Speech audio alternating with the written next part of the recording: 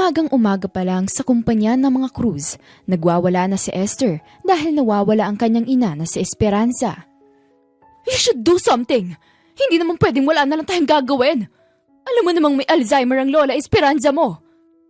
Ma'am, pinapahanap ko na siya, diba? I already called the guards. Huwag ka maglala. Magiging okay din ang lahat. Magiging okay din ang lahat? Bernard! Umuulan sa labas ngayon. Sigurado akong nilalamig na ang nanay ko. Pilit na pinapakalma ni Bernard ang kanyang ina kahit nagwawala na talaga ito. Don't worry, ma'am. Dodoble na ng mga guards ang paghahanap sa kanya. Alam mo, ang mabuti pa, magpahinga ka na lang muna sa mansyon. Mas okay yung kesa sa mag-isip ka ng ganito. Bernard, siguraduhin mong gagawin mong lahat, okay? Babalik ako rito mamaya. Umaasa ako na makikita natin siya. Okay, ma'am. And by the way, pakitanggal na ang nurse na tumitingin kay Lola Esperanza. I will hire new ones. Yung mapagkakatiwalaan nating lahat. Sumunod naman si Esther. Siya rin kasi ang inis doon sa dating nurse ng kanyang ina. Pag-uwi niya sa mansyon ay yun agad ang ginawa niya. Nurse Jenna? Ano ba kasing ginagawa mo nung nawala si Mommy? Bakit siya nawala? Ma'am, sorry po talaga. Hindi ko po yun sinasadya. Naglalaro lang po ako sa cellphone ko tapos bigla na lang siyang nawala. Alam mo naman siguro kung anong mangyayari sa'yo dahil sa nangyaring ito, no? Natatakot noon si Jenna. Gusto pa niyang makiusap sa kanyang amo pero wala yatang balak si Esther na gawin yun. Ayusin ko na lang po yung mga gamit ko. Pagkatapos ay aalis na po ako. Sorry po. Maraming salamat sa pag-intindi. Pasensya ka na rin talaga sa naging desisyon ng pamilya namin. Okay lang po yun. Kahit naman ako, kapag may nangyaring masama sa nanay ko, gagawin ko rin po ang ginawa ninyo. Umalis na noon si Nurse Jenna pero si Esther ay nag-aalala pa rin sa kanyang ina. Sa kabilang banda, si Bernard ay busy pa rin sa paghahanap sa kanyang Lola Esperanza. Sir, hindi po talaga namin mahanap si Doña Esperanza. Nag-ikot-ikot na po kami pero hindi po namin siya makita. Oo nga po sir, sa tingin ko malayo na po siya dito. Baka kailangan na po natin ng tulong ng iba. Hindi pwede mangyari yun. Hanapin niyo si Lola Esperanza. Kundi, mawawalan kayo ng trabaho. Natatakot ang mga guards kay Bernard kaya nag-alisan na ang mga ito para hanapin ang matanda. Sa kabilang banda ay nag-uusap sina Glenn at Margaret sa first floor tungkol sa nawawalang matanda. Maaga-aga pa lang nagkakagulo na. Hindi pa rin daw nakikita yung lola ni Sir Bernard. Hindi naman tayo makakatulong kasi hindi natin alam ang itsura ng matanda. Pero kawawa Sabi ng iba may Alzheimer's disease daw si Mrs. Esperanza Cruz. Oo nga Sana talaga makita na siya. Mahirap na. Baka mapano pa siya sa daan. Ay nako. Tara na. Lunch tayo na sabay. Okay lang ba? Ngumiti si Margaret pagkatapos ay sumagot. Pwede naman. Halika na, gutom na rin ako Bilisan lang natin Alam mo naman marami pa tayong gagawin. Sige, syempre naman. Tara na. Let's go. Mamaya na ulit nating harapin tong mga trabahong to. Umalis na nga sina Margaret at Glenn sa kanilang pwesto at kumain sa isang restaurant malapit sa kanilang opisina. Habang kumakain, may isang matandang nakita si Margaret. Agad siyang naawa roon kaya kinausap niya si Glenn. Bigyan kaya natin ng pagkain si nanay. Para na siyang gusgusin sa itsura niya Sige, pwede naman natin siyang bigyan. Kaya lang, dapat nag-iingat ka pa rin. Hindi mo kilala yung matandang yan. Sa itsura naman niya, parang hindi naman siya nananakit ng kapwa. Ang bait-bait kaya ng aura niya. Kawawa nga lang, parang nawawala siya. Ngumiti si Glenn at hinayaan ng bigyan ni Margaret ang matanda ng pagkain. Sa pagkakakilala niya kasi rito, hindi ito titigil hanggat hindi siya nakakatulong sa kapwa. Nay, pagkain po para sa inyo. Huwag po kayo mag-alala, masarap po yan. Sana po mag-enjoy kayo. Hindi nagsalita ang matanda, bagkus ay ngumiti lang ito kay Margaret. Pagkatapos noon ay bumalik na ang matanda sa loob ng restaurant. Nang matapos ng kumain ay nagpa siya nang bumalik ang dalawa sa opisina. Ay, nakakabusog naman talaga. Maraming salamat sa pagyaya mo sa akin, Glenn Oo naman, ikaw pa ba? Basta next time ililibre naman kita. Hindi yung basta yaya lang. Ngumiti si Margaret pagkatapos ay bumalik na sa kanyang pwesto. Makaraan ng ilang oras ay nagulat ang lahat dahil sa pagpasok ng isang matanda. Wala kasing guard sa entrance dahil ang lahat ay abala sa paghahanap kay Mrs. Esperanza Cruz. Ay, ano ba yan? Ang baho naman niya! Oo nga, ang dungis-dungis pa niya. Yak, kadiri talaga! Hanggang sa marami na ang pumuna roon sa matanda. Nagkakagulo na ang mga tao. Ineng, pahingi naman ako ng pagkain. Nagugutom pa kasi ako eh. Lola, kung ako po sa inyo umalis na lang po kayo rito. Hindi po nakaka-fresh ang amoy ninyo eh. Oo nga, Lola. Baka magalit pa po sa amin si Boss Bernard. Naku, yari talaga kami dun. Ilang minuto pa ay naglakad na si Dana, ang pinakamataray na empleyado sa kumpanya. Nilapitan niya ang matanda. Hoy matanda, ang baho mo na nga. Baliw ka pa. Ikaw umalis ka na rito hanggat nagtitimpi pa ako. Iha, huwag ka naman magagalit sa akin. Kailangan ko lang ng pagkain. Ay nako, doon ka sa labas humingi ng tulong. Wala naman kasi kaming ibibigay sa'yo rito eh. Tsaka, grabe talaga yung amoy mo. Yuck! Ilang minuto pa ay narinig na ni Margaret ang ingay galing sa bangayan ng dalawa. Sumunod pa nga sa kanya si Glenn. Gulat na gulat siya nang makita na pamilyar sa kanya ang mukha ng matanda. Uy Glenn, di ba siya yung matandang binigyan ko ng pagkain sa may restaurant kanina? Hindi ako sure eh. Tara, puntahan na lang natin para ma-check. Oo nga, isa pa mukhang kailangan talaga niya ng tulong natin. Nang makalapit sila sa dalawa, ay doon nakumpirma ni Margaret na totoo ang hinala niya. Hoy, huwag mo nga akong hahawakan Kadiri ka! Matanda! Iha, naligo naman ako eh. Huwag ka naman mandiri sa akin. Naligo ka pa sa lagay na yan Hoy Lola, huwag niyo nga akong pinaglololoko. Umalis na po kayo rito. Doon na hinawakan ni Margaret ang kamay ng matanda. Wala na siyang pakialam kung madungis ito at maamoy. Dana, please. Tigilan mo na to. Kawawa naman si Lola Hindi ka ba nahahabag sa kanya? Ha? Bakit naman ako mahahabag sa isang tulad niya?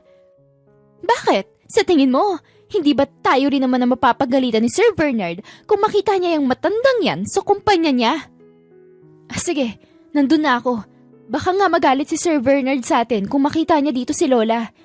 Pero hindi ba pwedeng tulungan na muna natin siya? Napailing na lang si Dana. Ang matanda naman ay nasa likod ni Margaret. Nagtatago roon na parang isang bata. Takot na takot. Sige tingnan na lang natin kung ano magiging reaksyon ni Sir Bernard kapag nalaman niyang may nakapasok na pulubi rito sa loob ng kumpanya niya. Tiningnan ni Margaret ang matanda. Chinecheck niya kung may galos o sugat ito. Lola, okay lang po ba kayo? May sugat po ba o di kaya naman masakit po ba ang katawan ninyo? Okay lang ako. Gutom lang ako ng konti. Pumapalakpak si Dana at saka nagsalita. Ay! Ulirang apo pala ang award. Sabihin mo nga sa akin, Margaret, apo ka ba ng matandang yan? At sobra kayata ako mag-alaga sa kanya? Hindi niya ako apo. Pero may malasakit ako sa kanya. Hindi katulad mo na sobra akong magtaray. Wala ka bang puso, Dana? Puso? Pinapairal pa ba yan ngayon? Paano kung magnanakaw pala ang matandang yan? Masasakot mo ba ang lahat ng nanakawin niya dito? Sa kabilang banda naman ay pababa noon si Bernard. Lalabas na sana siya para makapagkape dahil sa stress. Pero natigilan siya nang marinig ang bangayan sa baba. Nanlaki ang mga mata niya nang makita sina Margaret at Dana. What's the meaning of this? Bakit kayo nag-aaway, Miss Antelian at Miss Gregorio? Sir Bernard, Sir! Si Margaret po kasi. Hinayaan na makapasok yung matanda. Sobrang dungis at baho pa naman. Nagtataka si Bernard pagkatapos ay napatingin sa matandang nasa likod ni Margaret. Nanlaki ang mga mata niya nang makita na si Lola Esperanza. Lola Esperanza? Kayo po ba yan? Iho, sino ka? Agad na lumapit si Bernard sa kanyang Lola Esperanza. Gulat na gulat at naluluha pa. Lola, ako po to, si Bernard. Ang apo ninyo. Apo? Opo. Nanlaki ang mga mata ng lahat dahil sa kanilang narinig. Noong mga oras na yon ay nanginginig na sa takot si Dana. Alam niyang lagot siya sa kanyang boss dahil sa mga sinabi niya sa matanda. Lola, tara na po. Pumunta na tayo sa opisina ko. Doon po muna kayo. Huwag kayong aalis doon Ha? Pupunta tayo sa taas? Bakit naman? Para maging safe na po kayo. Promise po, totoo po ang sinasabi ko. Unti-unti nang binitawan ni Margaret ang matanda at pinaubaya ito sa kanyang boss. Lola, sige na po. Totoo po ang sinasabi niya. Apo niyo po talaga si Sir Bernard. Sige na po, sumama na po kayo sa kanya. Wala nang nagawa si Lola Esperanza kung hindi ang sumama sa opisina ni Bernard. Pero bago tuluyang umalis ay kinausap niya sina Margaret at Dana. You two, babalikan ko kayo kapag naayos ko ng lahat tungkol kay Lola Esperanza. Wait for me here. Sige po sir, wala pong problema. Yes sir. Takot na takot noon si Dana. Sa sobrang takot niya ay napayuko na lang siya. Samantalang si Margaret naman ay masaya para sa matanda. Napangiti si Margaret sa kanyang sarili dahil nakatulong siya sa iba. Lola, dito lang po kayo. Mamaya babalik po ako. May asikasuhin lang. Nandito naman si Nurse Fatima para sa inyo. Iho, huwag mo kong iwanan dito sa kanya. Natatakot ako eh. Lola, huwag po kayo maglala sa akin. Mabait po ako. Hindi ko po kayo pababayaan. Tumangutango si Lola Esperanza. Totoo namang inaalagaan siya ni Nurse Fatima. Maingat ito sa bawat pag-aalaga niya sa matanda. Pagbalik ni Bernard sa baba ay nakita niyang nag-aaway pa rin ang dalawa. Ikaw ang may kasalanan nito. Kung hindi mo hinayaan na pumasok dito yung matanda, hindi tayo makikita ni Sir. Hindi ka ba masaya, Dana? Nakita na ni Sir Bernard ang lola niya. Kung hindi pumasok yung matandang yun, hindi mangyayari yun.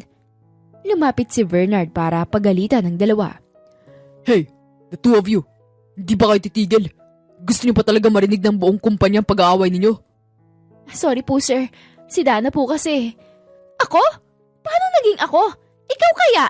At talagang dito pa kayo mag-aaway sa harapan ko? Miss Antelian? Miss Gregorio? Doon na tumahimik ang lahat. Nahimasmasa na rin ang dalawa sa kanilang ginagawa para silang mga bata. Alright. Ano pa talaga nangyari sa inyong dalawa? Please tell me now. Pumasok po kasi yung Lola Esperanza niyo rito, sir. Tapos pinagbawalan pa siya ni Dana. Sinabihan pa nga po ng baliw eh. Nanlisik ang mga mata ni Dana sa galit. Tiningnan niya ang katrabaho na parabang gusto niya itong ilibing sa lupa. Oo nga po, sir. Yun po ang ginawa niyo sa lola ninyo. What? Kayo rin naman ah. May sinabi rin kayo sa kanya kanina. Kami? Wala ah. Wala kaming sinasabi na ganun. Lalo tuloy na inis si Dana. Wala na siyang kawala kahit ano pa ang gawin niya. Dana, I'm sorry. Pero I need to fire you. Hindi maganda yan bilang image sa company. Bukod sa lola ko na ginawan mo ng masama, ayaw ko rin na bumaba ang tingin sa akin ng mga tao kung palalagpasin ko to. Pero Sir Bernard, kailangan ko po ang trabahong ito. Huwag niyo na po akong tanggalin. Kung ano man po ang nagawa ko sa lola ninyo, pinagsisisihan ko po yon. Kahit papagsisihan mo na yun, kailangan ko pa rin gawin to. I'm sorry. You have to fix your things and leave, Miss Gregorio. Iyak nang iyak si Dana habang naglalakad palayo. Galit na galit ang itsura niya nang tumingin kay Margaret. Pagkatapos noon ay kay Margaret tumingin si Bernard. Seryoso ito pero may kaunting ngiti sa kanyang labi. Miss Antelian, are you okay? Ayos lang naman po ako. Si Lola po, kumusta na po siya? Okay naman na siya. Kasama niya si Nurse Fatima ngayon. Ngumiti si Margaret at napatango na lang sa kanyang narinig. Masaya siya na okay ang matanda. Okay po yan kung ganon. Sobrang hina na po niya kanina eh. Oo nga pala. Maraming salamat sa pagtatanggol mo kay Lola Esperanza. Salamat dahil hindi mo siya tinuring na iba. Sir, okay lang naman po yun. Ang importante po ay kilala na siya at hindi na po kayo may stress sa kakahanap sa kanya. Ngumiti si Bernard. Oo nga. Now, pwede na kayong bumalik sa mga trabaho niyo. Salamat po, sir. No worries. Babalik na ako sa opisina ko. Kung may kailangan kayo, may problema ulit dito, tawagan niyo lang ako, okay? Yun na nga ang ginawa ng mga empleyado roon. Nang bumalik si Bernard sa opisina ay narinig niyang nag-aaway sina Lola Esperanza at Nurse Fatima bago siya pumasok sa loob. Lola, dito ka na lang po. May inaasikaso pa si Sir Bernard sa baba. Mamaya baka magalit pa po yun sa akin kapag hinayaan ko kayo. Gusto ko nga lang naman makita ang anak ko. Si Esther! Nasaan si Esther? Mamaya po, sigurado naman akong iuuwi kayo ni Sir Bernard sa bahay niyo po. Doon na pumasok si Bernard. Ngumiti siya sa kanyang Lola Esperanza at kinausap ito. Lola, Gusto niyo na po ba talaga makita si Mami? Si Esther? Oo, gusto ko siya makita at makausap. Sige po, pupunta na tayo sa kanya. Gusto ka rin po niyang makita. Alam niyo po, parang mababali na nga si Mami sa kakahanap sa inyo. Pagkatapos noon ay pumunta na si Bernard sa parking lot para tawagin ang driver niya. Nang nasa biyahe na sila ay kinakausap pa rin ng binata ang kanyang Lola Esperanza. Lola, kapag nagkita na po kayo ni Mami, sana maalala niyo po siya. Umiti lang po kayo sa kanya. Okay na po ba yun? Ha? Sino bang mami mo? Tsaka, sino ka ba, iho? Napailing na lang si Bernard sa kanyang Lola Esperanza. Wala po, Lola. Hayaan niyo na po ang sinasabi ko. Nag-aalala si Nurse Fatima noon dahil umaatake na naman ang Alzheimer's disease ng matanda. Nurse Fatima, uminom ba siya ng gamot niya kanina? Opo sir, uminom naman siya kanina. Binigyan ko po siya ng gamot niya. Baka dahil sa stress ay umatake na naman ng Alzheimer niya. Kailangan na talaga niyang umuwi sa mansyon at magpahinga. Ilang minuto pa ay nasa tapat na nga sila ng mansyon. Inalayang mabuti ni Bernard ang kanyang Lola Esperanza na makababa ng kotse. Lola, daan-daan lang po ha. Baka mauntog po kayo. Ilang saglit pa noon ay pumasok na silang tatlo sa mansyon. Kumakain si Esther ng kanyang merienda. Nang makita niya ang kanyang ina, agad siyang tumayo at naluluha pa nang lapitan niya sina Lola Esperanza at Bernard. Mommy! My goodness! Saan ka ba nagpupunta at ganyan po ang itsura ninyo? Mom, nakita siya ng empleyado ko. Pumasok siya sa kumpanya natin na ganyan ang itsura niya. Buti na lang at may tumulong sa kanya. Naku, next time hindi na kita isasama sa trabaho kung magkukulit ka lang din. Sige na, ipapatawag ko si Yaya Loring para paliguan ka. Nang samahan na ni Yaya Loring si Lola Esperanza sa banyo, ay nag-usap sina Esther at Bernard. Oo nga pala, gusto ko lang malaman kung sino yung taong tumulong kay Lola Esperanza mo. Kilala mo naman siya siguro, ano? Kilala ko naman po siya, Ma'am. Pero nakapag-thank you na po ako sa kanya. Sa tingin ko po, okay na yun. Ngumiti si Esther sa kanyang anak. Alam ko namang nakapagpasalamat ka na sa kanya. Pero iba pa rin kapag ako mismo ang lumapit at nagsabi ng thank you. Tumangu-tango si Bernard. Naiintindihan naman niya ang kanyang ina. Sige po, kakausapin ko po si Miss Santillan bukas. Isa pa po pala, may nagsalita na masama kay Lola Esperanza. Kaya kinailangan ng empleyado ko na ipagtanggol siya. Para bang nagliliyab sa galit si Esther dahil sa kanyang narinig. Ha? Sino yun anak? Nako, aalisin ko talaga siya sa trabaho kapag nakita ko siya. Mami, kumalma po kayo. I already fired her. Hindi niya po dapat ginawa yun kay Lola. Doon lang kumalma si Esther. Ngumiti siya sa kanyang anak bago tuluyang sumagot. Ganun ba? Mabuti naman. Akala ko hindi mo pa rin siya tinanggal sa trabaho. Ma'am, hindi ko po hayaan na ganun na lamang ang tratuhin si Lola. Ginawa ko na po agad ng solusyon. Pagkasabi noon ay tumayo na si Esther sa kanyang kinauupuan. Siya sige anak. Titingnan ko muna ang Lola Esperanza mo sa CR. Baka kasi mamaya kung ano-ano na naman ang ginagawa niya. Tumangu-tango si Bernard. Sige po, walang problema. Maya si kasuhin din po ako sa study room. Kinabukasan ay agad na tinawag ni Bernard si Margaret para pumunta sa kanyang opisina. Nagtataka man ay nagtungo pa rin ang dalaga doon. Sir Bernard, pinapatawag niyo raw po ako? Agad nang umiti si Bernard at tinuro ang upuan sa tapat niya. Yes, sit down, Miss Santillan. Kinakabahan na umupo si Margaret noong mga oras na yon. Bakit niyo po ako pinapatawag, sir? May problema po ba? Tungkol po ba to sa nangyari kahapon sa lola niyo? Wala namang problema. Sa totoo niyan, hindi ako nagpatawag sa'yo, kundi si Mami. Gulat na gulat si Margaret nung marinig yun. Lalo siyang kinabahan. Pinapatawag po ako ni Mrs. Cruz. Bakit daw po? Naku sir, kinakabahan naman ako lalo sa sinabi ninyo. Hintayin na lang natin siya, Margaret. Mas gusto niya na siya ang magsabi sa'yo, hindi ako. Kahit kinakabahan ay hinayaan na lang ni Margaret ang sarili na maghintay kay Mrs. Cruz. Ilang minuto pa ay may nagbukas ang pinto ng opisina ni Bernard, si Esther at ang kanyang sekretarya. Nang tumingin ito kay Margaret ay ngumiti agad ang ginang. Hi Miss Santillan, it's so nice to finally meet you. Hello po Mrs. Cruz, masaya rin po ako na makita po kayo. Umupo sa tapat ni Margaret si Esther bago tuluyang nagsalita. Gusto ko lang sana magpasalamat ng personal sa'yo dahil sa ginawa mong pagtulong sa mami ko. Naikwento na ni Bernard ang lahat sa akin. And I'm so thankful sa'yo. Napangiti naman si Margaret dahil doon. Wala po yun. Ang liit na bagay. Ganun po kasi talaga ako kapag nakakakita ako ng mga taong may kailangan sa akin. Tinutulungan ko po sila agad. Napakabait mo namang bata. Mabuti na lang at hindi ka katulad ng babae na nagsabi kay mami na baliw siya. Nahihiyang ngumiti si Margaret. Hindi naman po kasi talaga siya baliw eh. Dahil sa kabutihan mo, tanggapin mo tong ibibigay ko sa'yo. Ikaw nang bahala kung saan mo gagamitin yan.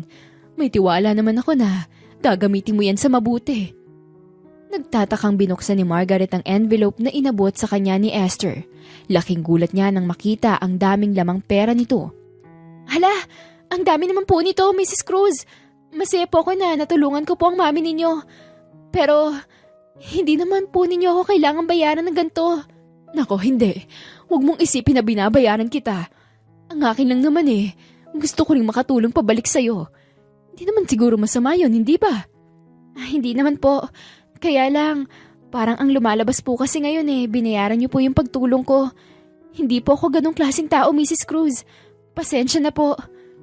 Parang napahiya si Esther pero hindi niya pinahalata na naapektuhan siya sa sinabi ni Margaret. Naiintindihan ko. Ibig sabihin, sobrang bait mo talagang bata. Bilib na bilib ako sa'yo. Yun din po kasi yung bilin ng lola ko sa akin.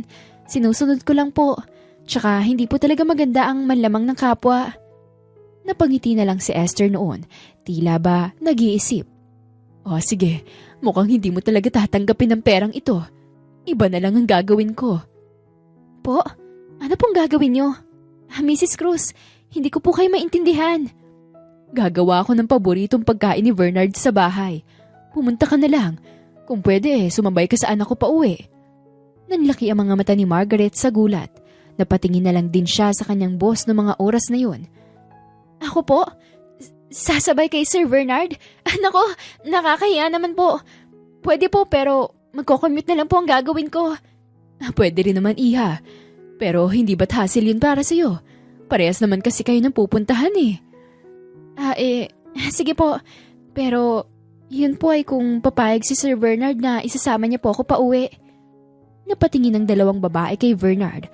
Ang mga tingin ni Esther noon sa kanyang anak ay para bang sinasabihan niya ito na pumayag na. Oo naman. Bakit hindi? Isa pa, tama naman si Mami. Hassle nga sa'yo kung magko-commute ka pa. Tingnan mo iha. Payag naman si Bernard. Siya sige, sumabay ka na lang mamaya sa kanya ha. Okay po. Sige po. Wala nang nagawa si Margaret noon. Nahihiyaman siya dalawa ay pumayag na rin siya. Nang mag-uuwian na ay nagtaka ang lahat sa pagsabay ni Margaret kay Bernard. Panay tuloy ang bulungan. Uy, bakit kaya magkasabay sila ni Sir Bernard? May relasyon kaya sila? Ha? Sa tingin ko naman wala eh. Ngayon lang nagsabay ang dalawang yan sa pag-uwi. O baka naman nagiging thankful lang si Sir Bernard sa kanya. Alam mo na, yun nangyari kahapon. Tumangu-tangu na lang ang dalawa at hinayaan kung ano man ang kanilang nakita. Samantala, sa loob ng kotse ni Bernard ay hindi mapakali si Margaret. Napapansinan niya ito kaya kinausap niya ang dalaga. Miss Antilian, okay ka lang ba? Mukhang tense ka. Bumulong si Margaret at umiwas ng tingin kay Bernard. Sino ba namang hindi matitense sa ganitong sitwasyon, di ba? Napansin niyo ni Bernard kaya tinanong niya muli ang dalaga. May sinasabi ka ba? Ano yun? Wala po sir. Kinakabahan lang po akong pumunta sa mansyon ninyo. Pero masaya rin po ako kasi makikita ko si Lola Esperanza. Huwag kang kabahan. Pamilya ko lang naman ang naroon. Everything will be alright. Tumahimik na si Margaret nang marinig yun. Nakatingin na lang siya sa daan papunta sa mansyon. Nang naroon na sila sa tapat ng mansyon ay bumaba na sila sa kotse. Sir! Manang, pasuyo na lang po mga gamit ko Maraming salamat po. Tumangu-tangu naman sa kanya ang mayordoma. Napatingin ang matanda kay Margaret kaya binati niya rin ito. Good evening po ma'am. Good evening din po. Nahihiya si Margaret kaya tumungo na siyang muli. Nang makarating sila sa dining area ay nakita nila doon si Esther. Todo ngiti ang ginang sa kanila. Nandito ka na Margaret! I'm so happy! O siya sige, umupo ka na. Let's eat. Luto naman na ang lahat eh. Umupo na nga noon sina Margaret at Bernard. Good evening po, Mrs. Cruz. Mrs. Cruz? Nako iha, napaka-formal mo naman. Tita Esther na lang. Wala naman tayo sa opisina para tawagin mo ko niyan. Ano po? Tita Esther na ang itatawag ko sa inyo? Nauutal pa noon si Margaret. Si Bernard naman ay gulat na gulat din sa sinabi ng kanyang ina. Oo naman, okay lang yun kung wala naman tayo sa opisina. Basta simula ngayon yun ang itawag mo sa akin kapag wala tayo sa opisina, ha? Okay po, Tita Esther. Kitang-kita pa rin ang pagkailang ni Margaret sa ginang. Yan, tingnan mo. Bagay naman pala kapag yun ang tawag mo sa akin Pagkasabi noon ay hinain na ng mga kasambahay ang pagkain nila. Sobrang dami noon at nalilito pa nga sa pagtingin si Margaret sa mga ito. Yan, we have Wagyu beef and truffle pasta. Kung gusto mo, meron tayong lobster thermidor. Sa kabila namang side, marami pang pagkain. Pumili ka na lang, iha. Ganito po talaga karaming pagkain para sa inyo? Parang nakakahiya naman po. Ngumiti si Esther, pagkatapos ay umiling. Iha, wala namang nakakahiya Isipin mo na lang na pasasalamat namin to sa ginawa mo sa mami ko. Oo nga, Margaret. Tara, kumain na tayo. Habang kumakain sila ay biglang lumabas si Lola Esperanza. Kasama niya si Nurse Fatima noon. Habol-habol siya. Oy, nandito si Ganda. Hello Ganda, kumusta ka na? Napangiti naman si Margaret sa matanda. Hi po Lola, kumusta po kayo? Nako, sa atin pong dalawa kayo po ang maganda, hindi ako. Ang ganda-ganda mo kaya. Bagay na bagay nga kayo nitong binata na kasama mo sino ba siya? Boyfriend mo? Gulat na gulat si Margaret dahil ang tinutukoy ni Lola Esperanza noon ay si Bernard. Hiyang-hiya ang dalaga sa kanyang boss. Ay, hindi ko po siya boyfriend, Lola. Boss ko po siya. Sa totoo lang po, apo niyo po si Sir Bernard Mistulang nagulat pa ang matanda dahil sa sinabi ni Margaret. Ha? Hindi mo ba siya boyfriend? Nako, sayang naman. Ang gwapo pa naman niya. Hindi po, Lola. Apo niyo po siya, si Sir Bernard po. Napailing na lang si Bernard noon at natawa. Ay nako, si Lola talaga. Kinalimutan na ako. Opo, apo niyo po ako. Kaya gawa po ako Manang-mana lang po ako sa inyo. Iho, kung apo kita, bakit hindi kita maalala? Nagkatinginan tuloy ang tatlo dahil sa tanong ng matanda. Mommy, nagkaroon po kasi kayo ng Alzheimer's disease. Hindi niyo po talaga siya maaalala dahil sa kondisyon ninyo. Pero love ko pa rin po kay Lola. Kahit ano pang itawag niyo sa akin, okay lang po. Naintindihan ko. Napangiti na lang sa isang gilid si Margaret. Hindi niya akalain na ganito pala kabait ang pamilyang Cruz. Mami, kumain na po kayo ha? Sabayan niyo na po kami. Pinakain na nga ng kasambahay si Lola Esperanza. Si Nurse Fatima naman noon ay naghihintay lang na uminom ng gamot ang matanda. Habang kumakain ay biglang nagtanong ang matanda. Esther, oo nga pala, nasaan ang apo kong si Bernard? Bakit hindi pa natin siya isabay? Mami, si Bernard po ay nandyan sa tabi ninyo. Ano po bang sinasabi niyo dyan? Ha? Si Pogi?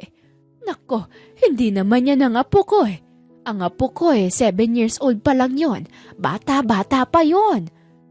Hindi alam ni na Esther at Bernard kung iiyak ba sila o matatawa sa sagot ni Lola Esperanza. Nang matapos tuloy kumain ng matanda, ay pinapunta na ulit ito ni Esther sa kanyang kwarto. Ang Lola Esperanza mo talaga. Yung batang Bernard pa rin ang kilala. Oo nga Nakakalungkot, Mami. Hindi na talaga niya ako maalala. Okay lang yon. Ganun talagang may Alzheimer's disease. Ang importante naaalala ka pa rin niya kahit na yung batang version mo lang. Nagpatuloy na sila sa kanilang pagkain. Bago umuwi ay nag-usap pa sina Esther at Margaret. Maraming salamat po pala sa imbitasyon niyo sa akin dito. Masaya po ako. Sobrang thankful din po ako sa inyo. Wala yun, iha. Kung gusto mo kahit kailan ay pwede kang bumisita dito. Mukhang gustong-gusto ka kasi ni Mommy. Naaalala ka niya talaga po ba? Okay po yon. Sige, kapag may oras po ako, dadaan ako rito para kay Lola Esperanza. Napangiti na lang noon si Esther. Niyakap din niya si Margaret noong mga oras na yon. Ilang minuto pa ay nagpaalam na ang dalaga. Habang nasa kotse ay nagpasalamat si Bernard kay Margaret. Nakangiti ka habang palabas kanina. Maraming salamat ah. Mukhang masaya si Lola Esperanza na makita ka. Wala po yun, sir. Masaya rin po ako na makita ang lola po ninyo. Thank you po talaga sa invitation na makapunta dito. Nang maihatid na ni Bernard si Margaret sa kanilang bahay, ay nahihiya pa ang dalaga. Sir, sige na po. Okay na po ako kung ibababa niyo ako dyan sa gilid. Halos lahat naman, kilala ako rito. Ha? Naku hindi. Kailangan makapasok ka muna sa loob ng bahay niyo bago ako tuluyang umalis dito. Nagulat si Margaret nang marinig yun. Po? Sa harap pa po ng bahay namin? Nakakahiya na po. Ano naman nakakahiya dun? Gusto ko lang naman safe ka. May bahagyang kilig na naramdaman si Margaret pero hindi niya yun pinakita kay Bernard.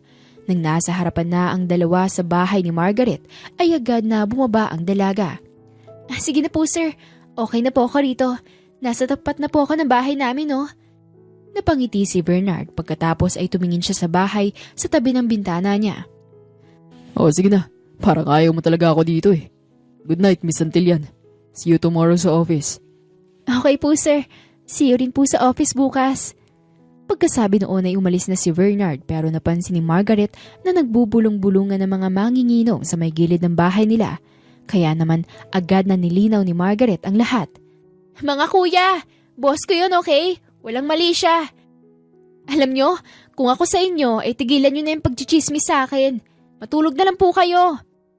Pagpasok sa bahay ay dumiretso na si Margaret sa loob ng kanyang kwarto. Tumingin pa siya sa salamin.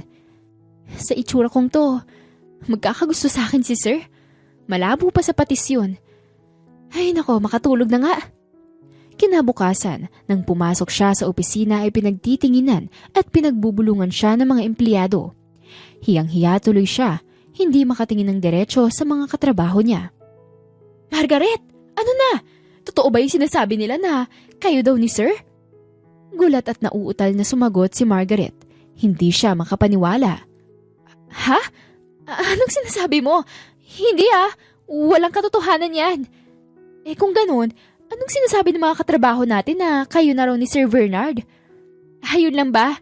Nako, na-invite lang ako ng mami niya dahil nagpapasalamat sila sa pagtulong ko kay Lola Esperanza. Nagtingin na ng mga empleyado sa isa't isa.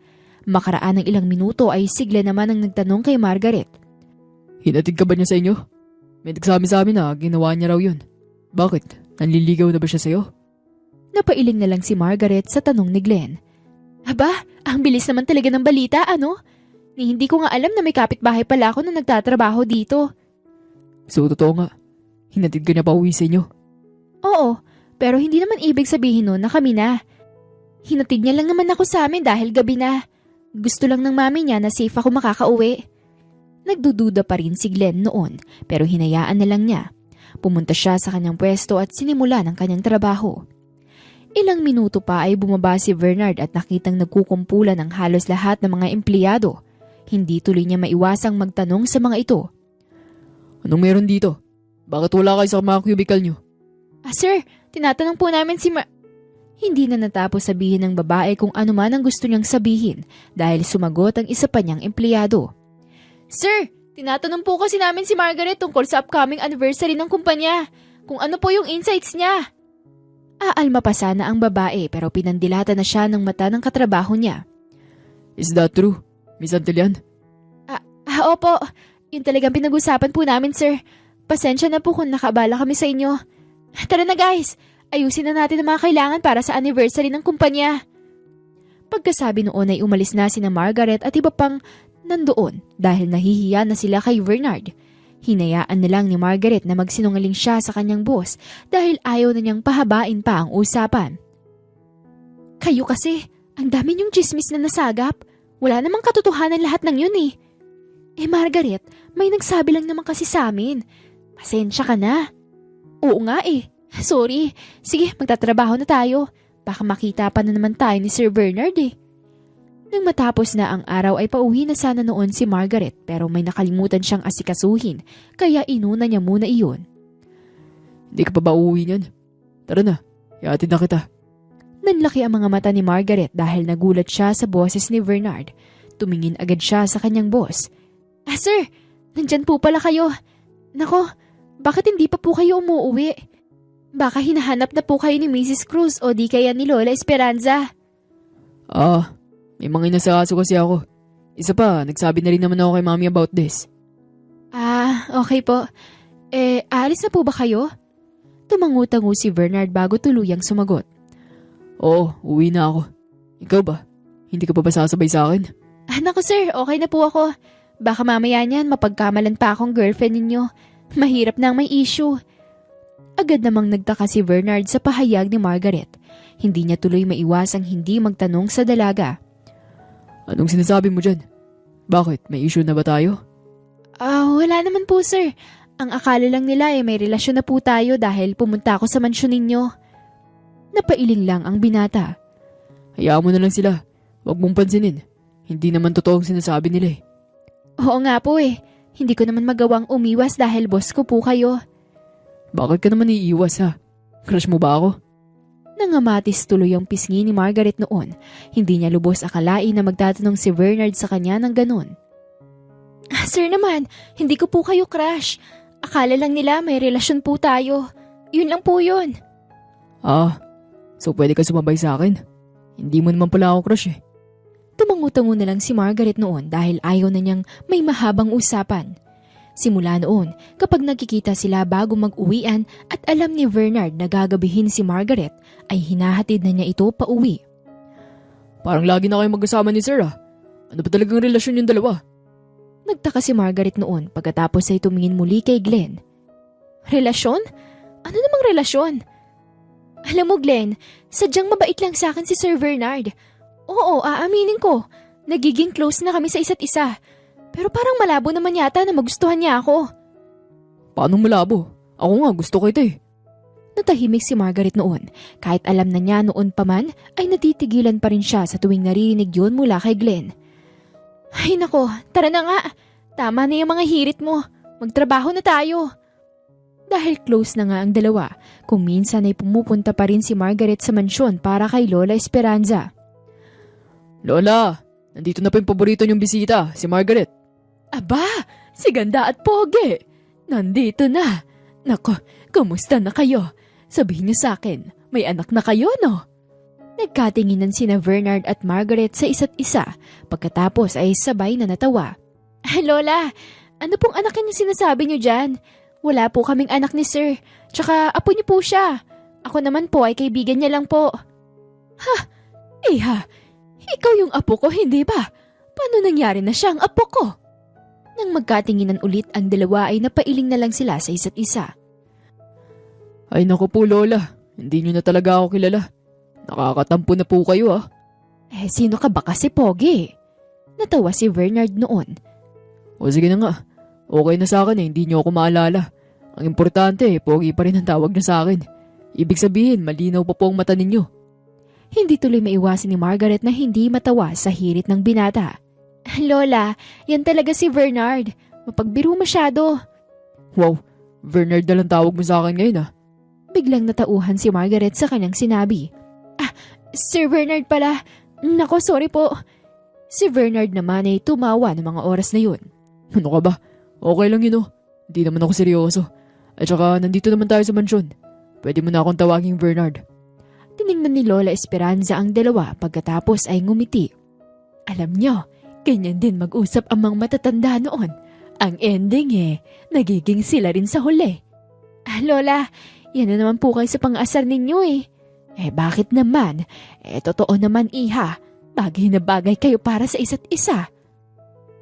May kung anong kilig na naramdaman si Margaret noon pero hindi na lang niya yun pinansin. Si Bernard naman noon ay tahimik lang. Nang magpaalam na si Margaret kay Lola Esperanza ay sakto namang dating ni Esther. Nandito ka pala Margaret. It's nice to see you again. Opo, dinalaw ko lang po si Lola Esperanza. Kaya po ako sumabay kay Bernard na pumunta dito. Ayos lang ba na dito ka na ulit mag-dinner? Tamang-tama, kakabili ko lang ng grocery. Ipagluluto kita, ano bang gusto mo? Nagulat at natahimik saglit si Margaret noon. Alam niyang hindi siya pwedeng humindi kay Mrs. Cruz dahil nakakahiya sa ginang kung yun ang gagawin niya. Sige po, wala naman pong problema. May ilan lang po akong kailangan gawin mamaya kaya medyo aagahan ko po ang pag-uwi. Nako, sige. Hayaan mo, narito naman ang boss mo. Maiintindihan niya kung mali ka sa pinagagawa niya sa'yo. Noong mga oras na yun ay natawa na lang si Bernard. Sige na, sige na. Mukhang wala naman akong laban eh. Lola at mami ko na may gusto na magstay ka muna. Hayaan niyo po, sir. Pangako ko po, hindi po ako malilate dun sa pinapapasa niyo sa akin bukas. Promise po. Sir, ano bang sabi ko sa'yo? Ayos lang na Bernard ang tawag mo sa akin, di ba? Muli na namang namula si Margaret dahil sa narinig. Bernard pala. I'm sorry. Makaraan ng ilang oras ay hinatid na ni Bernard si Margaret pa uwi. Pagbalik niya ay nasa dining area na ang mag-ina, kaya para bang hinihintay siya. Anak, andyan ka na pala. Niatid mo ba na maayos si Margaret sa kanila? Oo naman po, mami. Ay, gustong gusto talaga siya ni Lola, no? Oo. Pero ikaw ba, gusto mo siya? Natigilan si Bernard nang marinig yun mula sa kanyang ina, pero sa huli ay ngumiti ito kay Esther bago tuluyang sumagot. Ha? Ano bang sinasabi mo dyan, mami? Naku, ikaw talaga. Hindi na natapos ni Bernard ang kanyang sasabihin dahil sumagot agad si Esther sa kanya. Anak, huwag ka nang magtago pa sa akin. Alam ko naman ang totoo eh. Sa mga tingin mo pa lang sa kanya ay alam ko nang may gusto ka kay Margaret. Siguro nga po. Kaso mukhang may nanliligaw na sa kanya. Yung isa ko ring empleyado. Nang marinig ni Esther yon ay natawa siya bigla. At dahil doon susuko ka na lang. Bakit hindi mo subukan na manligaw? Isa pa hindi pa naman sila magkarelasyon. Ibig sabihin lang noon okay lang kung yun ang gagawin mo. Pero mami, okay na po ako na. Tingnan na lang siya sa malayo. Gusto ko na lang po siyang maging kaibigan. Ganun. Pwede rin naman. Kaya lang dapat talaga may ginagawa ka tungkol dyan sa feelings mo. Hindi mo naman kasi habang buhay na maitatago yan. Dahil sa sinabi ng kanyang ina, hindi napigilan ni Bernard na mapaisip. Ano nga ba ang mangyayari kapag nanligaw siya sa dalaga? Makaraan ng ilang araw, para makausap ng masinsinan si Margaret tungkol sa kanyang feelings, ay pinatawag niya ito sa kanyang sekretary. Miss Antelian, you're here. Akala ko hindi mo na ako sisiputin. Sorry po. May mga inayos lang po akong papeles kanina kaya medyo late po ako nakarating. Ano po ba yun, sir? Bakit po tayo nandito sa rooftop?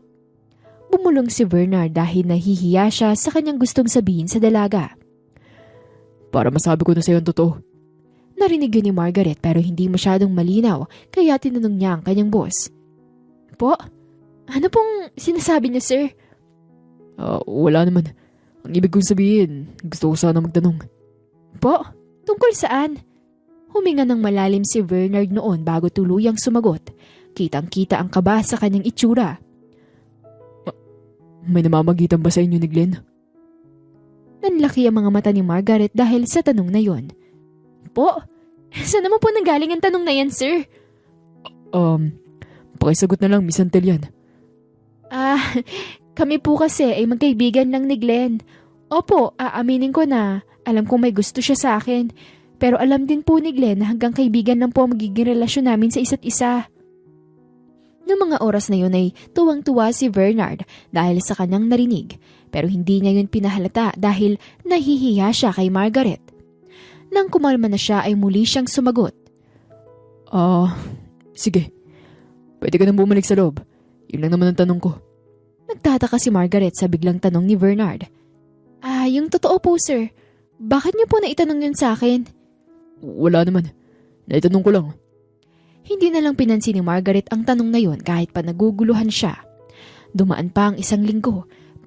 Pinatawag muli ni Bernard sa kanyang sekretary si Margaret. Sir, pinapatawag niyo raw po ako. Ano po yun? Miss Antelian, please sit down. Umupo naman si Margaret pero kitang-kita ang hiya sa kanyang muka. Sir, ano po ba yun? Parang kinakabahan kasi ako sa gusto niyong sabihin. Margaret, huwag kang mag-isip ng kung ano-ano. May tatanong lang sana ako. Ano po yun, sir? Hindi malaman ni Bernard kung paano itatanong kung ano ang mga nasa isip niya. Anong gusto mong bulaklak?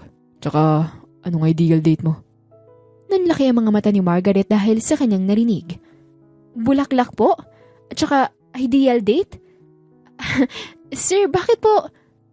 Medyo natauhan na si Bernard sa kanyang sinabi kaya binawi niya ang tanong. Tinatanong kita kasi babae ka. I want to know your ideas. Siyempre, hindi ko naman kasi matanong yung babaeng gusto ko. So, ano nga? Well, simple lang po ang gusto ko. Ayaw ko na magarbo. Gusto ko po yung medyo low-key at private lang na date. I see. Pero gusto mo ba ng flowers? Kung oo, what kind of flowers do you want? Napaisip si Margaret saglit bago tuluyang sumagot. Tulips po at roses. Pero sir, hindi naman po ko yung nililigawan mo. Bakit ako po yung tinatanong nyo? Siyempre, iba-iba po ang gusto ng mga babae. Tama ka naman. Pero nagtanong lang ako para may idea na ako kung anong bibiling ko para sa kanya. Maraming salamat. Welcome po sir. Yun lang po ba? Kasi kung yun lang po, aalis na ako. Tumangutango naman si Bernard noon kaya tumayo na si Margaret para umalis na ng opisina niya. Pero habang naglalakad si Margaret palabas ng opisina, parang may masakit na tumusok sa puso niya. Hindi niya alam kung bakit ganoon ang kanyang nararamdaman. Margaret, ano ba namang nararamdaman mo? Hindi ka pwedeng masaktan dahil wala naman kayo ni Sir Bernard. Makaraan ng ilang araw ay iniisip pa rin ni Margaret kung sino ang babaeng nililigawan ni Bernard. Pero nagulat siya nang kausapin siya ng sekretary ni Bernard. Miss Antelian, pinapatawag po kayo ni Sir Bernard. Pumunta raw po kayo sa rooftop. Ano naman? Uwian na. Ano daw meron? Walang sinabi si Sir eh. Basta ang bili niya, pumunta ka raw doon. Maghihintay daw siya. Nagtataka si Margaret pero pumunta rin siya sa rooftop. May kaba siyang nararamdaman ng mga oras na yun. Hala, parang ang dilim naman dito. Ano kayang meron? Naglakad-lakad pa si Margaret sa madilim na parte ng rooftop. Sa dulo noon ay nakita niyang isang candlelight setup doon. Margaret, dumating ka. Sir, ano po to? Bakit may ganito? Margaret, umupo ka muna, please. Yun naman ang ginawa ng dalaga. Nakita niya rin ang tulips na bouquet sa table. Sir, yan po yung sinabi kong bulaklak na ibigay niyo sa... Hindi na natapos ni Margaret ang kanyang sinasabi dahil sumagot agad si Bernard sa kanya. Oo, at ikaw yun Margaret. Gusto ko ng ligawan. Pagkasabi noon ay binigay na ni Bernard ang bulaklak kay Margaret pagkatapos ay ngumiti ito. Si Margaret naman ay gulat na gulat.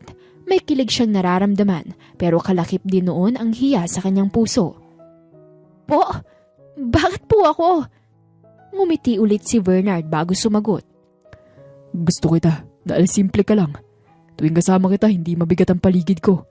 Lalo na kapag pumupunta ka sa mansyon. Pasensya na po Sir Bernard kung hindi po ako makasagot ng maayos ngayon. Nagulat po kasi ako. Naiintindihan niyo naman po siguro yun, hindi po ba? Medyo nalungkot si Bernard dahil sa kanyang narinig. Medyo mapait siyang ngumiti sa dalaga. Naiintindihan ko naman. Pero wala eh. Gusto ko talagang sabihin ko anong nararamdaman ko tungkol sa'yo. Alam mo Bernard, appreciated ko naman to eh. Nagulat lang talaga ako. I mean, sino man naman kasi ako, hindi ba? Isa mo lang naman akong empleyado eh. Kahit ako rin naman. Nagulat ako sa sarili kong damdamin. Na-develop na lang talaga yung feelings ko para sa'yo. Lagi kasi tayo magkasama recently. Hindi ko napigilan. Ngumiti ang dalawa sa isa't isa. Kumain sila sa simpleng dinner na hinanda ni Bernard. Habang kumakain sila ay biglang tumawag si Esther sa kanyang anak. Yes, Mommy. Ano po yun? Nasaan ka anak? Pauwi ka na ba? Nagulat si Bernard dahil napansin niyang umiiyak ang kanyang ina sa kabilang linya. Hello, Mommy. Nasaan po kayo? Bakit kayo umiiyak? Anak, ang Lola Esperanza mo kasi. Na-hospital kami ngayon. Isisend ko sa iyong address kung saan ospital kami, ha? Ha? O sige po, papunta na ako. Agad na tumayo si Bernard at hindi mapakali. Bernard, ano nangyayari? Okay ka lang ba? Si Lola Esperanza daw. Nasa ospital. Hindi ko alam kung ano nangyari. Pupuntahan ko na sila ngayon sa ospital. Ha? Edi sasama ako. Tara na. Tumayo na rin noon si Margaret. Kitang-kita ang pag-aalala niya sa matanda. Habang nasa kotse sila ay hindi maiwasan ni Bernard na mag-sorry kay Margaret dahil naantala ang kanilang date. Margaret, I'm really sorry ah. Hindi na natin natapos ang date natin. I promise, babawi talaga ako sa'yo. Ano ka ba? Okay lang naman sa akin to. Naumpisa naman natin eh. At saka mas mahalaga pa rin si Lola Esperanza. Salamat sa pag-intindi mo sa akin. Habang nagdadrive ay hinawakan ni Bernard ang kamay ni Margaret. Nagulat ang dalaga pero kinikilig din siya kinalaunan. Nang makarating na sila sa ospital ay nagtanong agad sila sa nurse kung saang room si Lola Esperanza. Agad naman itong itinuro sa kanila. Mami, nandito na po ako. Oo nga pala, kasama ko si Margaret. Ano po nangyari kay Lola Esperanza? Anak, nalaglag siya sa hagdan kanina. Mag-isa kasi siyang bumaba. Ni hindi nga niya hinintay si Nurse Fatima. Sana ayos lang po si Lola Esperanza. Ano po bang sabi ng doktor? Umiling si Esther pagkatapos ay niyakap ng mahigpit si Margaret. Hindi ko pa alam. Hindi pa pumapasok dito sa kwarto si Mr. Jimenez. Ilang sandali lang ay pumunta na nga si Dr. Jimenez sa kwarto ni Lola Esperanza. Mrs. Cruz, I'm glad that you're here. Doc, ano po nangyari kay Mami? Naabutan na lang namin siyang nakahandusay sa sahig. Huminga ng malalim ang doktor bago nagsalita. Una po sa lahat, gusto ko pong sabihin na okay na po si Mrs. Esperanza ngayon. Pero kailangan natin pag-usapan ang nangyari. Tumingin ang doktor sa hawak ng chart. Natumba po siya sa hagdan. Malamang dahil sa kanyang Alzheimer. Naglakad siya na mag-isa. Nalito kung nasan siya at nadulas sa ikalawang palapag. Nagtakip ng bibig si Margaret. Napahawak naman si Bernard sa ulo. Dok, gano'n po katindi? May bali po ba siya? May hairline fracture po siya sa balakang at may mild head trauma. Pero wala pong internal bleeding. Ang mas delikado, muntikan po siyang hindi makahinga. Nakaipit ang katawan niya sa railing. Kung hindi agad siya nadala dito sa ospital, baka iba na po ang usapan natin ngayon. Napaluha na lang talaga si Esther dahil sa sinabi ng doktor sa kanila. Sinabi ko na kay Mami na wag nabababa na mag-isa. Dok, ano po bang kailangan namin gawin? Sa stage po ng Alzheimer niya ngayon, hindi na talaga safe na gumagalaw ng walang kasama. I-recommend ko po ang 24/7 supervision. Hindi ito basta aksidente lang. Senyales ito na lumalala ang kondisyon niya. Napatingin si Margaret kay Bernard. Pareho silang natatakot pero hindi niya yun pinakita sa doktor. Nang makaalis na ang doktor ay patuloy pa rin sa pag-iyak si Esther. Sinamahan naman siya ni Bernard at Margaret dahil nag-aalala sila sa kanya. Buti na lang talaga at okay na siya. Hindi ko alam kung anong gagawin ko kung sakaling mawala siya sa atin. Matapang si Lola, Mami. Alam kong lumalaban siya. Ilang minuto pa ay napansin ni Esther na medyo malapit na sa isa't isa ang kanyang ina at si Margaret.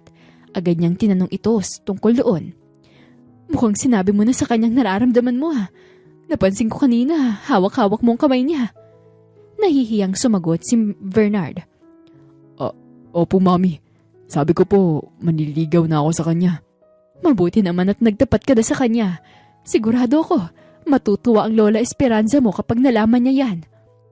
Simula nang mangyari yun sa matanda, palagi nang kasama ni Bernard si Margaret sa ospital para magbantay.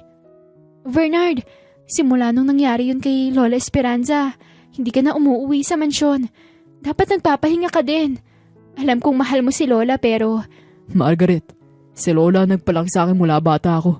Hindi ako pwedeng umalis dito hanggat ganito ang lagay niya. Hindi ako mapapalagay sa mansyon.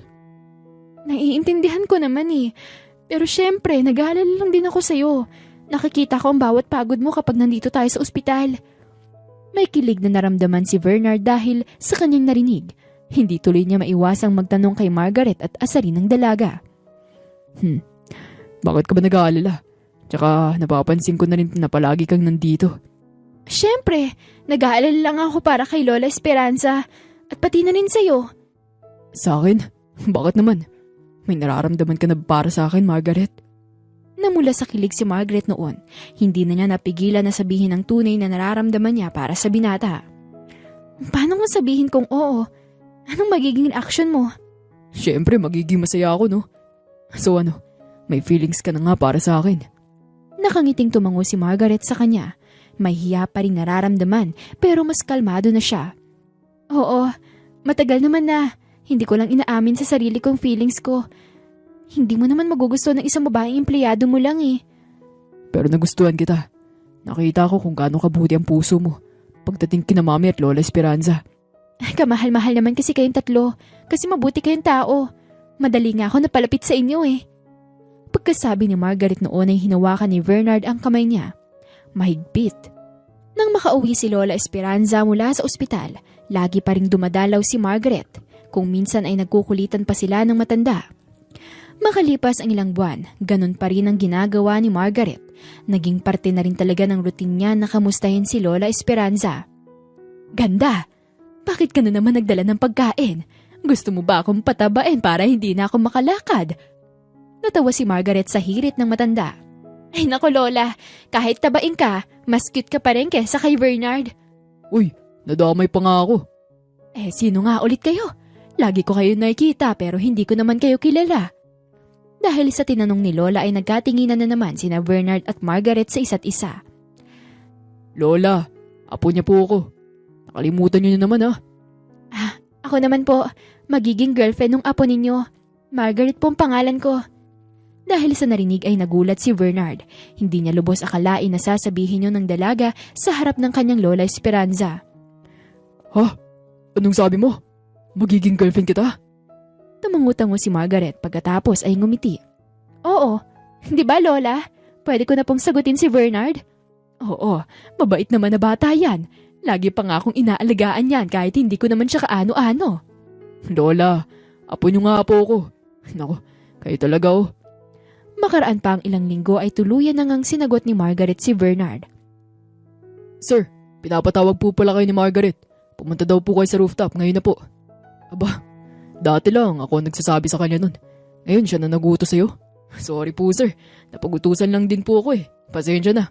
Pumunta na lang po kayo sa rooftop ngayon. Pagkasabi noon ay nag-peace sign sa kanya ang sekretarya niya. Wala nang nagawa pa ang binata. Pumunta na lang siya sa rooftop ng kanilang building. Pagkatapos ay nagulat siya. What? Ikaw naman na nag-effort ngayon Umikot-ikot pa si Bernard para tingnan ang buong rooftop na may design. May signage pa na naroon. Bakit? Kapag babae ba nag-effort, hindi na yung maganda sa mata ng lalaki? Don't get me wrong. Hindi naman ganun yun. At saka wala naman akong sinasabi na hindi maganda sa mata ko na nag-effort ka para sa akin. Actually, nagulat pa nga ako Dinner date for two ang hinanda ni Margaret para sa kanila. Tulad din yun noong umamin si Bernard para sa feelings niya sa dalaga. May letters na balloons na nagsasabi ng 3 letra. Y-E-S. Indikasyon na pumapayag na ito sa relasyon na gusto ni Bernard noon pa. Umupo ka na. Kumain muna tayo. Tikman mong niluto ko para sa'yo. Wala yan compared sa mga hinahain sa'yo sa mansyon pero gusto ko lang na malaman mong ito yung gusto kong pagkain. Adobo? Ikaw ba talaga nagluto niyan? Oo naman. Kaya kung ako sa'yo, tikman mo na. Minsan lang kaya ako magluto. Buti nga nilutuan kita kahit hindi pa kita asawa. Agad na kinilig si Bernard dahil sa kanyang narinig. Inasar tuloy niya si Margaret. So, gusto mo pala ako maging asawa Sabi ko na Ha? Ano ka ba? Sabi ko lang, mabutit nilutuan kita kahit hindi pa kita asawa. Diba kasabihan kasi yun? A way to man's heart is through his stomach. Naku, ayaw mo na nga yun. Oo na. Gusto rin naman kita maging asawa Hindi ko naman tinatanggi yun. Namula na naman tuloy ang pisngi ni Margaret. Tumawa ng tumawa naman noon si Bernard. Ay, tikman mo na nga lang yung luto ko. Inaasar mo pa talaga ako Rate mo, 1 to 10. Tuluyan na ngang tinikman ni Bernard ang nilutong adobo ni Margaret. Ay, oo nga, masarap. Mukhang pwede na talaga kita maging asawa. Asawa agad? Kakasagot ko nga lang sa'yo ng yes di, idiretso na natin sa kasalan. Ganon din naman yun Natatawa na lang si Margaret noon dahil sa daming hirit ni Bernard sa kanya. Ilang saglit pa ay naging seryoso na ang mga tingin ni Bernard kay Margaret. Naging seryoso na rin noon ang usapan ng dalawa. Margaret, seryoso na. Gusto ko malaman mo na masayang-masaya ako ngayon. Kasi sinagot mo na ako. Paano naman kasi kita hindi sasagutin? Mabuti kang tao, mabuti rin ang puso mo. Kaya nahulog tuloy ako sa'yo. Ganon din naman ako Nakita ko na mahal mong pamilya ko. Kaya nahulog ako sa'yo. Pagkasabi noon ay tumayo ang dalawa sa gitna ng table. Ang hindi alam ni Margaret ay may hinanda rin si Bernard para sa kanya. Tumugtog ang sweet music. Sumayaw sila habang nasa gitna. Masaya ako na nakilala kita. Na naging tayong dalawa.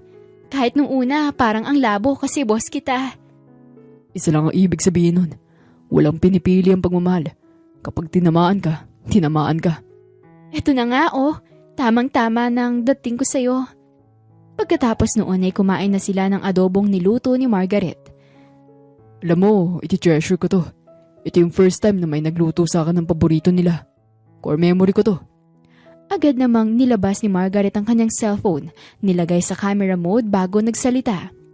Dahil core memory mo to, mag-selfie tayong dalawa. Hindi kasi natin nagawa to nung unang date natin eh. Isa pa, hindi pa tayo nun. Sige ba? 1, 2, 3. I love you. Kinikilig si Margaret dahil sa hirit na yon. Agad naman siyang sumagot. I love you too. Ay, naging matamis tuloy itong adobo. Oo, nilagyan ko kasi yan ng asukal. Pagkasabi noon ay bigla silang nagtawanan. Sobrang saya nilang dalawa. In love na in love. Sa buhay ay may mga pagkakataon na makakalimot tayo. Tulad na lang ni Lola Esperanza na may Alzheimer disease. Nakalimutan na niya ang kanyang pamilya. Pero ang puso, kailanman ay hindi yun nakalimot. Kung gaano niya kamahal ang kanyang anak at apo, idagdag mo pa ang mga tao sa paligid niya na nagbibigay din ng pagmamahal sa kanya. Katulad na lamang ni Margaret. At dito na po nagtatapos ang kwento natin para sa araw na ito. Muli, ako po si Miss Demi. Marami pong salamat sa inyong pakikinig. At hanggang sa muli, paalam!